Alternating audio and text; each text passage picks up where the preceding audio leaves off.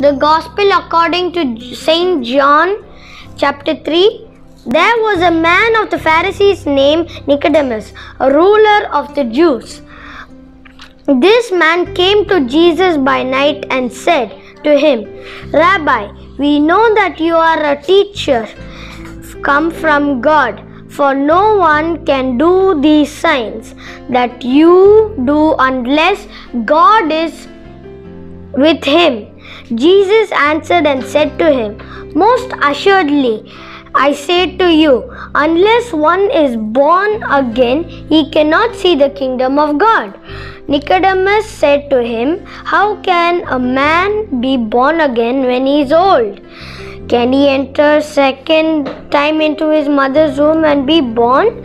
Jesus answered, Most assuredly I say to you, unless one is born of the water and the Spirit, he cannot see the kingdom of God. That is which is born of the flesh is flesh, and that which is born of the Spirit is spirit. Do not marvel that I said to you, you must be born again.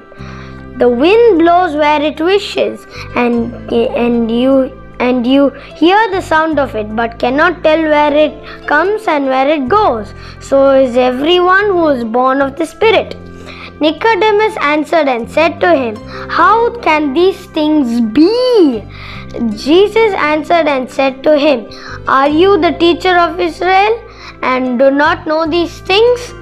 Most assuredly I say to you, we speak what we know and testify what we see, and you do not receive our witnesses. If I have told you about earthly things and you do not believe, how will I tell you about heavenly things?